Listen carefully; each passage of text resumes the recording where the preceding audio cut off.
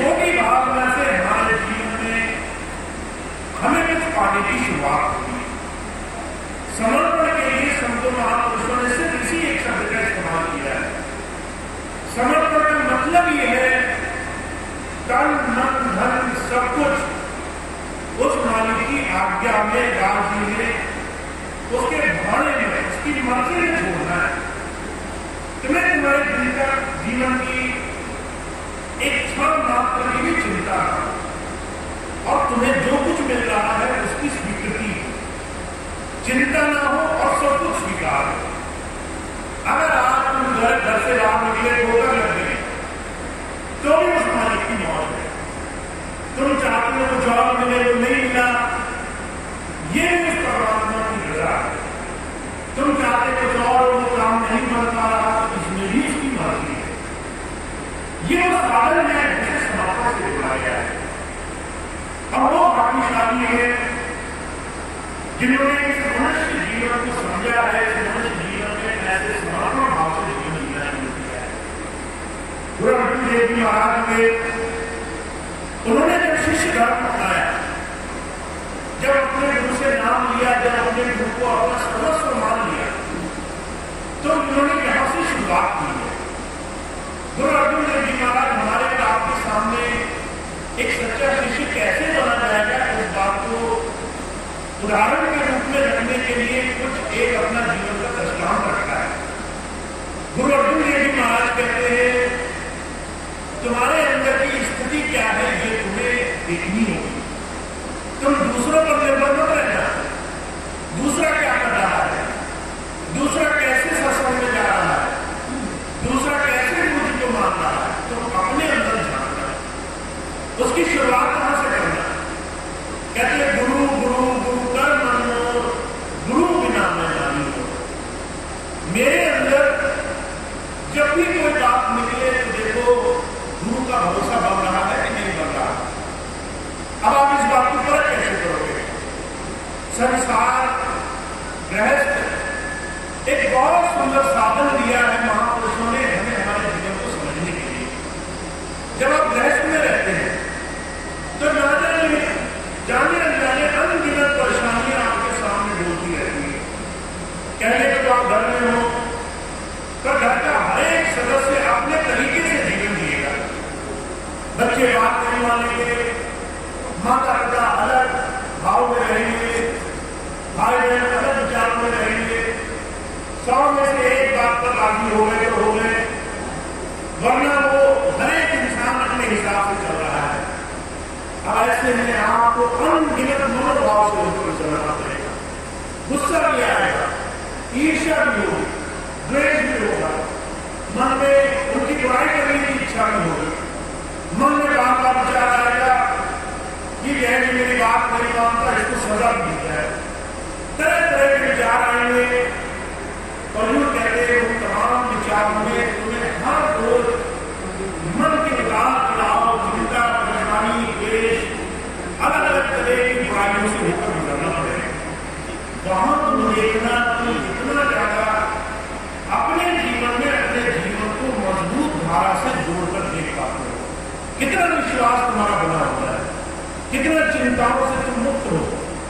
और अगर नहीं हो तो तुम्हें इस पर काम करना है, तुमने अपनी मनोवृत्ति को बदलना है। महाराज जी के जीवन की घटना आती है। एक बार वो एक मनोवैज्ञानिक से मिले, वो आदमी जो मन बुद्धि को पढ़ता है, उससे जाकर मिले। महाराज जी ने उससे बात की। महाराज जी कहने लगे बहुत से लोग ऐसे हैं जो संसार में कई बार परेशानी, चिंता, तरह तरह की तकलीफ, तरह तरह की परेशानी में जीवन गुजारते हैं। कई बार में भरोसा नहीं होता कि जीवन कोई प्रसाद है, कोई देन है, परमात्मा का कोई हमारे जीवन में आशीर्वाद है। कई बार लोग अपने जीवन को शराब के रूप में देखते हैं। आपने भी लोगों के मुंह से सुना होगा, लोग कई बार कहते हैं हमारा जीवन तो बड़ा दुर्भाग्यपूर्ण है, हम तो बड़े अभागे हैं, हमारे साथ तो बड़ा गलत होगा। ऐसी बातें आपको सुनने में मिल जाएंगी चारों तरफ। लोग अपने जीवन को कई बार बड़ा दुर्भाग्यपूर्ण देखते हैं। महाराज जी ने उस मनोवैज्ञानिक से पूछा, आखिर इतना सुंदर जीवन मिलने के बाद भी आदमी इतना हताश क्यों है, इतना निराश क्यों है, इतना ज्यादा जीवन में गलत चीज को क्यों देखता है? तो उस मनोवैज्ञानिक ने एक छोटी सी घटना सुनाई, वो मैं आपके सामने रखता हूं। वो कहते लगा, अगर कोई नहाने के लिए बड़ा सुंदर सा पूल बनाया जाए जहां पर लोग नहाने जाते हैं, उसके नीचे सफेद टाइल लगाई जाए, उसके अंदर पानी भरा जाए, तो आप जब ऊपर से देखेंगे तो पूरा पानी का जो भंडार है वो आपको सफेद दिखाई देगा। जानबूझकर अगर उसमें एक छोटा सा हिस्सा छोड़ दिया जाए जिसमें वो सफेद हिस्सा न लगाया जाए, वो दूर से काला काला चमकता रहे, तो जब जितने लोग आएंगे वो सारी चीजें देखने के बाद उस एक काले हिस्से की बुराई करेंगे। अगर 100 लोग आए, 100 लोग उस पानी के तालाब को देखेंगे तो वो ये नहीं कहेंगे कि कितना सुंदर बना है, वो सारे कहेंगे ये एक काला हिस्सा जब छूट गया ये बड़ा गंदा लगता है, इसमें बड़ी गंदगी नजर आ रही है, इससे पूरी शोभा खत्म हो रही है। उसने महाराज जी से पूछा ऐसा क्यों है? महाराज जी कहने लगे मनोवृत्ति, हमारे अंदर ये भावना है, हमारे जीवन में 100 अच्छे काम हो हम उसे नहीं देखते, उसकी हम कभी भी पाबंदी नहीं करते, उसके लिए कभी अपने जीवन में अपने आप को सुख सुकून में नहीं पाते।